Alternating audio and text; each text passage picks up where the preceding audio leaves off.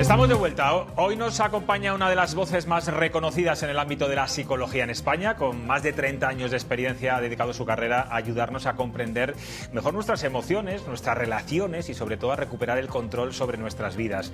Entre paciente y paciente es autora de bestsellers como La inutilidad del sufrimiento o Trabajar sin sufrir.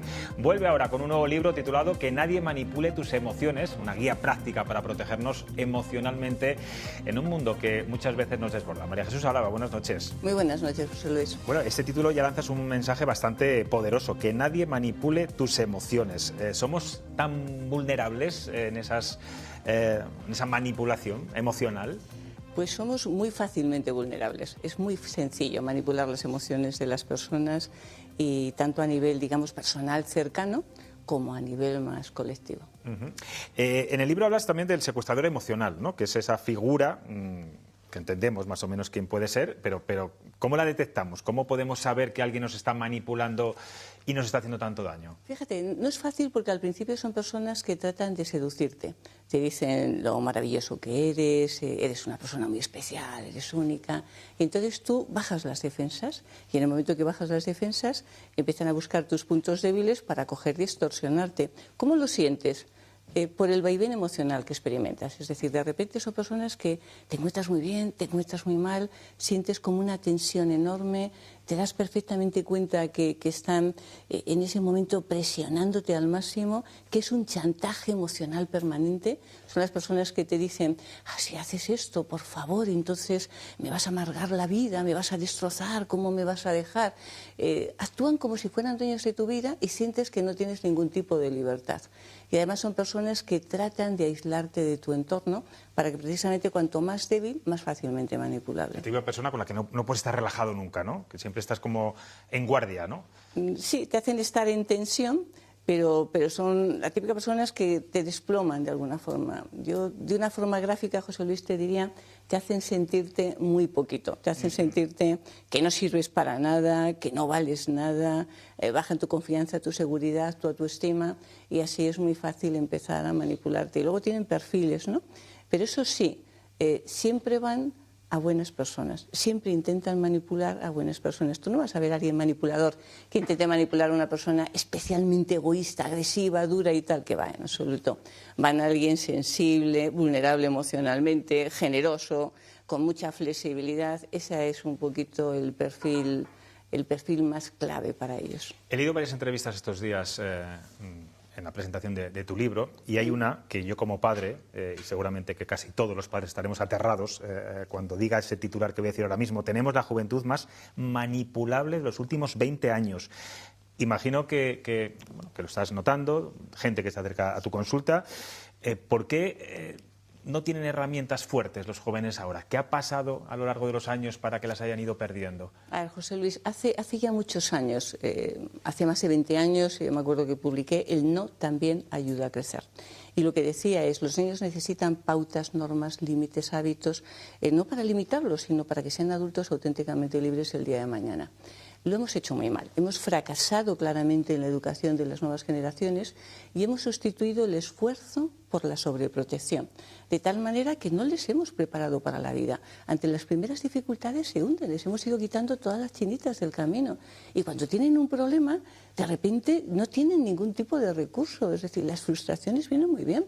Pues las frustraciones te permiten coger, analizar la situación, cómo puedes superarla, te va dando recursos ante la vida. Pero nos encontramos con una juventud, y son los que más vienen ahora a las consultas de psicología, especialmente desde el COVID. Es decir, desde el COVID, 60% de las consultas que tenemos es de gente joven, y tenemos que tener en cuenta datos muy escalofriantes. Ahora mismo, en nuestra sociedad española, fíjate, 1 de cada 3 personas, 4 personas, refiere ciertos niveles de angustia. 1 de cada 2 jóvenes nos refiere niveles de angustia. Y 1 de cada 4 jóvenes en estos momentos está tomando psicofármacos. 1 de cada 4. Y cuando te vienen a las consultas de psicología te dicen, la vida no merece la pena. no me gusta cómo es, no quiero vivir. Hay ese alto nivel de suicidio en esas edades, ¿no? Claro, un alto nivel de suicidio y de intentos autolíticos y de autolesiones. Tú tienes niños, niñas con 12, 13, 14 años que te vienen ya con lesiones, con cortes en los brazos, en los muslos, en las piernas, con pensamientos tal, que te quedas y dices, pero ¿qué estamos haciendo? Bueno, pues lo estamos haciendo francamente ¿Y suelen mal. tener padres superprotectores? Sí. Y siento decirlo, porque también es verdad que, a ver, yo soy muy fan de Josefina Aldecoa, que me parece que en educación ha sido realmente una persona con muchísimo prestigio en este país. Y Josefina Aldecoa decía, nunca los padres han estado tan preocupados por la educación de sus hijos, pero nunca han estado tan perdidos. De verdad. ¿Se preocupa mucho? Por supuesto que sí. Pero tenemos tantos condicionantes, tenemos pocos hijos, tenemos mucha sensación a veces de culpa, que crees que no tiendes a protegerlos inmediatamente. Y a veces ves tantas dificultades, tantos peligros alrededor, que es como una situación, digamos, muy espontánea y muy innata. Pero es un error. Es un error que lo pagamos con creces. Y relacionado seguramente con esto, en esta época, en esta etapa de redes sociales, donde todo parece, bueno, pues mucho más emocional y sobre todo muy inmediato, estamos, digamos, más expuestos también a la manipulación emocional. A ver, los adolescentes y los jóvenes, la verdad es que es una pena quiero decir, porque tienen muy pocos recursos, muy pocas defensas, y cuando hemos metido el tiempo que ellos están metidos en redes sociales, digamos en su tiempo de ocio entre comillas, nos hemos dado cuenta que el 70% están enganchados a las redes sociales. Nos ocurre a los adultos, ¿no? Es decir, los adultos también somos muy manipulables a través de todo lo que nos llega, que llega un momento que dices, ¿qué es la noticia de verdad? ¿Cuál es la noticia falsa? Y es muy difícil distinguirlo, ¿no? Yo siempre digo que nos pensamos que descubrimos a los que mienten. Es mentira, es una leyenda urbana.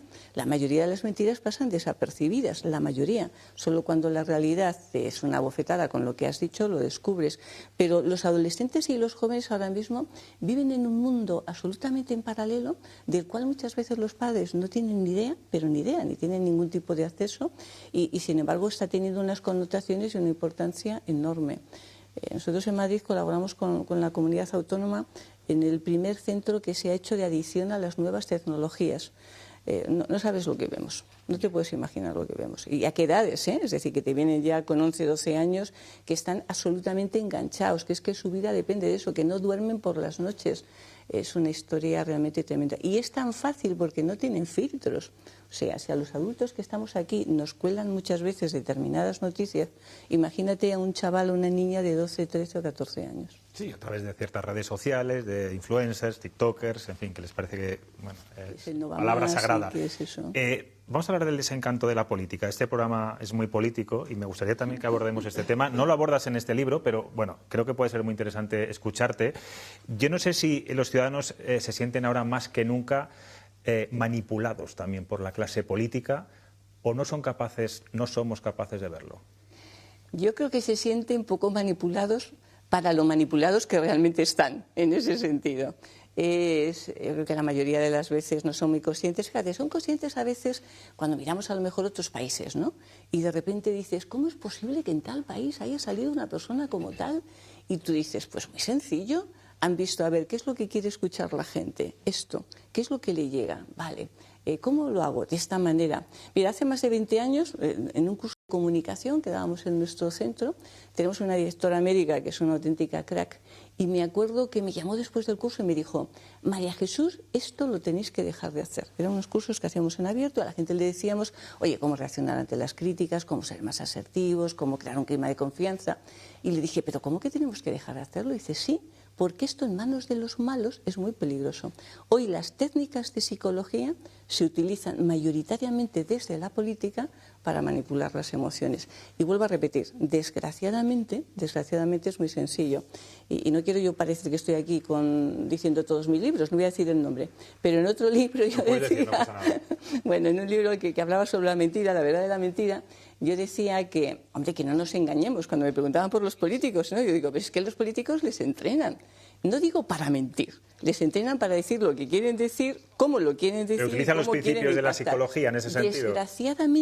Desgraciadamente, para llegar a esas emociones y para conseguir los objetivos que tengan, más nobles, menos nobles, absolutamente tremendos, pero para eso, y tú lo ves, o sea, tú ves de repente a un político y empiezas a decir esta técnica, la otra, tal.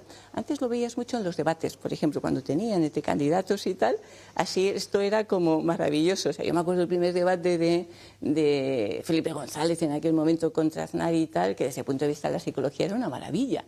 O sea, Aznar se había preparado muy bien, y desde el primer momento cogió a Felipe González totalmente desprevenido, le sacó y tal, no sé qué, y lo ganó. Bueno, esto les preparan mucho, pero ahora ya les preparan para cualquier cosa, para cualquier intervención. No sé si ha visto hoy el pleno del Congreso, el cara a cara entre Pedro Sánchez y Alberto Núñez Feijóo. Lo he oído por la radio, pero no lo he visto visualmente. Bueno, solo en la prensa no lo vamos a centrar solamente en el pleno de hoy, pero ¿cómo está viendo al presidente, a Pedro Sánchez, desde un punto de vista psicológico? Desde que ha saltado el informe de la UCO, hemos visto a un presidente, bueno, pues pidiendo perdón, cabizbajo, triste, poco a poco ha ido evolucionando y ha pasado al ataque. Todos esos movimientos, desde un punto de vista de la psicología, ¿a qué conclusión llega?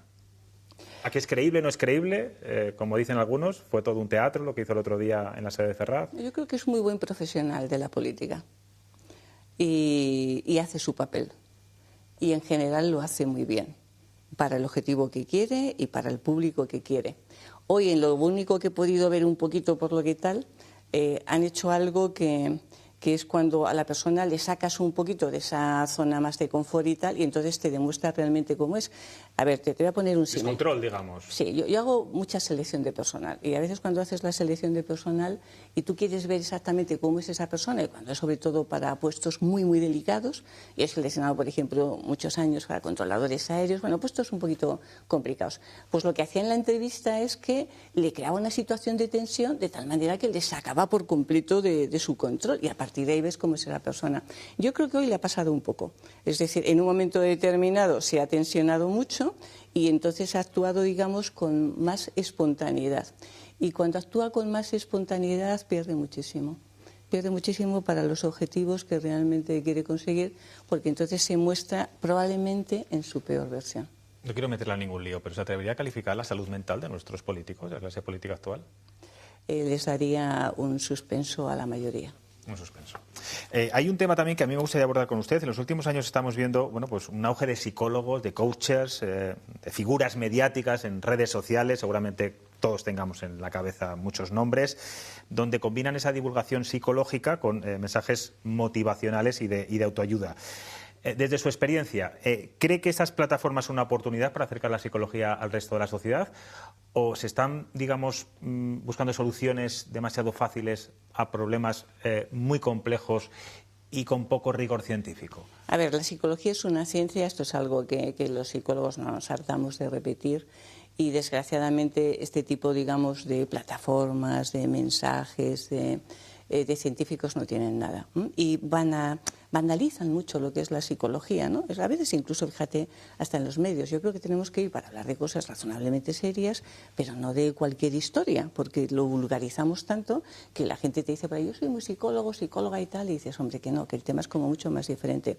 A ver, cada persona es diferente, es única. Cuando alguien está mal, no es fácil coger y sacarle de esa situación. Hay que hacer siempre como un traje a medida, y esos eslogan, digamos, como para todos, de tienes que sentirte bien, tienes que tal, no sé cuántos, a nosotros nos dan bastante grima y mucha preocupación, porque hay personas que de repente, de nuevo, son muy influenciables, te lo siguen a rajatabla y luego te vienen con unas crisis depresivas o unas reacciones muy importantes. Entonces, a ver, la vida es mucho mejor que nos la tomemos como en buen plan y que seamos un poquito más positivos y que controlemos ese tipo de pensamientos que tenemos, que ojo, porque tenemos de 60.000 a 100.000 pensamientos al día, o sea que eso por supuesto que sí. ¿Cuántos ha dicho, perdón? De 60.000 a 100.000 pensamientos al día. Evidentemente la inmensa mayoría no somos conscientes de ellos, pero te aseguro que cuando la gente se siente muy mal, está pensando algo muy mal, está pensando esto no tiene solución, esto es imposible, ya no puedo, tal, no sé qué, clarísimamente. Y no por coger el mantra y decir, no, todo está bien, las cosas se solucionan. Hay que profundizar más y hay que tener en cuenta que cuando una persona está regular, bueno, quizá no le haga mucho daño. Cuando una persona está vulnerable emocionalmente, eso puede ser muy tremendo. Hay que tener mucho cuidado y ese tipo de libros de verdad que nos dan mucho miedo porque serán libros que se vendan mucho, pero rigor científico no tienen ninguno. De libros y de actos y de, en fin, congresos, en fin, muchas cosas. Sí, sí. Todo lo que quieras hacer. Tengo aquí a 3 periodistas que le están escuchando atentamente. Miedo me dan. Carlos Dávila, ¿qué le preguntarías o qué quieres preguntar a María José? Tengo que volver a la política porque nosotros nos dedicamos a la política. Algunos de sus colegas, psiquiatras y psicólogos, hacen una calificación de Pedro Sánchez como psicópata. ¿Está usted de acuerdo con eso? Yo creo que si ellos lo dicen, seguro que tienen sus razones para estoy pensar. hablando con usted. Sí, pero le digo, a ver, nosotros siempre decimos que no debes de hacer un diagnóstico sin haber hecho una evaluación en profundidad a una persona. Evaluación quiere decir pasándole una serie de pruebas, haciendo y tal, no sé qué, y viendo. Tengo muy claro el diagnóstico del presidente del gobierno, pero no lo voy a decir públicamente porque siempre decimos que no hay que hacerlo si queremos ser científicos. Vosotros sí, pero no sois psicólogos. Siempre decimos que desde el rigor científico tú tienes que hacer esa valoración previa. Pero respeto mucho a las personas que puedan tener ese tipo de opiniones. Fernando. Yo creo que vivimos, María Jesús, en la era de la manipulación. Sí. Yo creo que votamos lo que quieren que votemos, quienes tienen nuestros datos, consumimos lo que quieren que consumamos y actuamos en general como quieren que actuemos. Y a mí eso me parece que es muy peligroso, ¿no? ¿Cuál es la contraindicación? ¿Cuál es la medicina para liberarnos de esta manipulación? Que, por ejemplo, estoy convencido que Trump, por ejemplo, salió elegido porque se manipuló. La primera vez, desde luego, se manipuló la opinión pública para que saliese elegido. Claramente. Ese es un ejemplo clarísimo de cómo puedes llegar a millones de personas el Cambridge Analytica, que dicen qué es lo que quieren, sentirse bien, pensar que si él es una persona, pues oye, que ha hecho una gran fortuna, pues a ellos les va a ir también bien. Mira, a ver, lo que tenemos que hacer es no actuar con ingenuidad. Hay básicamente 4 perfiles de personas muy manipuladoras. Los que se sienten superiores, que normalmente suele ser gente profundamente insegura, pero que van por la vida pensando que saben más que los demás. Las personas que no tienen sensibilidad, que no la tienen, que esto es algo que nos cuesta a veces entenderlo. Y dices, pero ¿cómo alguien no puede tener sensibilidad? Claro que no tiene sensibilidad. Y actúan por eso de una forma como muy despótica. Las personas que no tienen empatía, que esto es muy grave, hace poco cuando sucedió lo de Extremadura, cuando mataron a aquella educadora social, decían, pero estos niños que eran adolescentes no se sentirán mal. Tú fíjate lo mal que se sentían, que a la semana siguiente en otro centro estaban haciendo más o menos parecido. Hay gente que disfruta con el sufrimiento ajeno y esto lo tenemos que saber. Y las personas narcisistas. Pero ojo, narcisistas es el 6% de la población. Y son personas que realmente no toleran que alguien les lleve la contraria. Que por supuesto que se sienten superiores, que mienten tanto que se llegan a mentir a sí mismos en un momento determinado. Y son personas especialmente peligrosas y sobre todo cuando tienen posiciones de poder. Y me digo posiciones de poder en general, un jefe, un director, cualquier otra persona en ese sentido, son los perfiles más claros. Entonces lo que no podemos hacer es actuar con ingenuidad, pensar que no existen ese tipo de personas. Cuando algo te choque, cuando veas que alguien te está intentando crear culpabilidad, si alguien te quiere hacer sentir culpable, Fernando, te está manipulando, clarísimamente. Una persona honesta, objetiva, normal, y una persona que te quiera muchísimo más, no te quiere hacer sentir culpable. Cuanto más culpable y cuanto más inseguridad te cree, más manipulación será seguramente. Por eso lo que tenemos que hacer es intentar estar un poco alertas. Es decir, la gente manipula, claro que manipula, nos los vamos a encontrar siempre.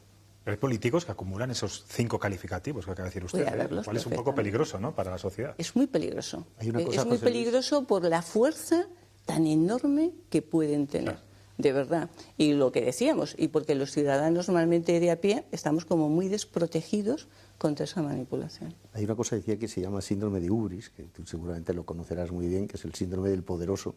Esto viene desde los griegos, ya lo tienen ahí. Y tenemos algún político en España que tiene, todos los síntomas del síndrome de Ubris. Todos, absolutamente todos. Se cree superior, piensa que a los demás no merecemos nada, que se nos puede hacer cualquier cosa porque total nosotros no somos nadie. ¿O no? Los ha habido toda la vida a lo largo de la historia, sí. En este sentido. Y fíjate, una de las cosas... No me estoy refiriendo a nadie. No sé por eso digo que los ha habido durante toda la vida y a lo largo de toda la historia. Una de las cosas que como psicóloga más nos llama siempre la atención es, vosotros habéis dado cuenta que para cualquier puesto que tengas en la vida, cualquier puesto, tú como director, en lo suyo, vosotros, Javi como cámara, hacemos un proceso de selección, pedimos algo. Pedimos unos conocimientos y en casos ya de puestos de responsabilidad pedimos una cierta estabilidad emocional. A los políticos no les pedimos nada, nada, ningún tipo de conocimiento, ningún tipo de estabilidad emocional.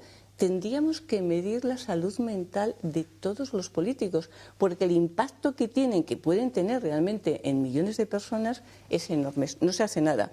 Y cuando tú lo ves, dices, Dios mío de mi vida, es que hay algunos muy patológicos que están al frente de determinadas naciones. Y esto es muy peligroso. Es interesante lo que está diciendo. Esther. Yo, María Jesús, quería preguntarte una cosa de unos anuncios que estoy viendo en televisión del Gobierno, del Ministerio de Infancia, concretamente, que aparecen en una habitación unos pies y dice, hola, soy yo. Y entonces te previenen contra los abusos a menores, los abusos sexuales, etcétera, y dicen, porque siempre es alguien conocido. Este mensaje es para los padres. Y no sé si es manipular o no, pero es decirte, ojo, que todo tu entorno, amigos, familiares, etcétera, son susceptibles, que menos te lo esperas, puede atacar a tu hijo, puede agredir sexualmente a tu hijo, por tanto, lo que genera en ti es una reacción de que nadie se acerque a mi retoño, ¿no? Me gustaría que me comentaras eso. Sí, a veces los mensajes tienen una base muy clara y es en los temas de abusos. Más del 90% son personas cercanas, más del 90%. Personas que normalmente los padres de verdad no tenían la mínima sospecha. La mínima, ¿eh? O sea que en este sentido, lo que pasa es que ese tipo de, digamos, de mensajes los tienes que matizar muy bien, porque si no llega un momento que si de algo complejo haces un mensaje muy simple, lo que generas es mucha confusión y a veces una reacción también desmedida en ese sentido. Mira, si hay algo que nos falta, y perdóname, José Luis, si hay algo que nos falta en este país es educación emocional, desde el principio y desde las primeras edades, y cuando lo haces bien, y haces proyectos con niños en los 6 primeros años que son vitales y tal, de verdad que la diferencia es fundamental. La educación emocional a los niños desde el principio, para que aprendan a conocerse en profundidad, para que aprendan a coger confianza y seguridad, para que sean capaces de reaccionar ante las críticas, para que tengan un espíritu crítico, y a los adultos y a los padres en general y a las personas de cualquier edad diciendo, por favor, que hay una serie de historias que tenemos ahí en la cabeza que no son verdad. Y entre otras cosas, una de las cosas es, dices, y hay muchos niños y niñas que sufran abusos, no os podéis imaginar. Y no quiero ponerme tremendista, pero nosotros cuando hacemos la historia y nos viene una persona a consultas de psicología, viene gente normal, ¿eh? Es decir, antes, hace 30 años, te venía gente que estaba muy mal y tal. No, ahora viene gente para que les ayudemos en su vida cotidiana. Les ayudemos a conocerse mejor, a desactivar tensiones, a no tener dificultades en el trabajo, con la pareja, con los amigos. Gente absolutamente normal. Y cuando les preguntas y haces un historial y tal, y una de las preguntas que hacemos es, bueno, oye, y en el terreno y tal de la sexualidad, alguna historia, algún tal, no sé qué, no os podéis imaginar la cantidad de casos que te dicen que han tenido experiencias en esas primeras edades de ciertos abusos o tocamientos o tal, la cantidad de casos que se siguen dando hoy en día, desgraciadamente. Bueno, la educación emocional ha avanzado bastante, cosa que nosotros en los colegios ni la tocábamos. Ahora pero, yo José Luis, empiezo a ver cositas, por lo menos. Poco, pero poco, te digo. Es decir, todo lo que habría Sí. que ver de verdad en profundidad, trabajar esa inteligencia emocional, ese espíritu más crítico que los niños, los adolescentes, los jóvenes, que hoy en día les cuesta pensar y les cuesta reflexionar. Yo soy profesora y te aseguro que hay a veces, y dirijo un máster de psicología, y a veces casi que les estamparía porque les digo, pero vamos a ver, pensar un poco, reflexionar un poco. Los jóvenes de hoy en día les cuesta mucho pensar y reflexionar, muchísimo. Les hemos quitado otra de las grandes posibilidades que tienen de conocerse, de combatir y de reaccionar ante las dificultades que puedan tener. Gracias por estar aquí. Alguien me ha dicho que es tu último libro. Sí. ¿Por qué? Con lo que Pues, nos ayudas a todos. Ya, pero mira, llega un momento que hay que saber cerrar ciclos. Entonces, en este caso concreto, del anterior a este pasaron 5 años, me costó escribirlo. Quise escribir, digamos, las grandes reflexiones de toda una vida dedicada a la psicología.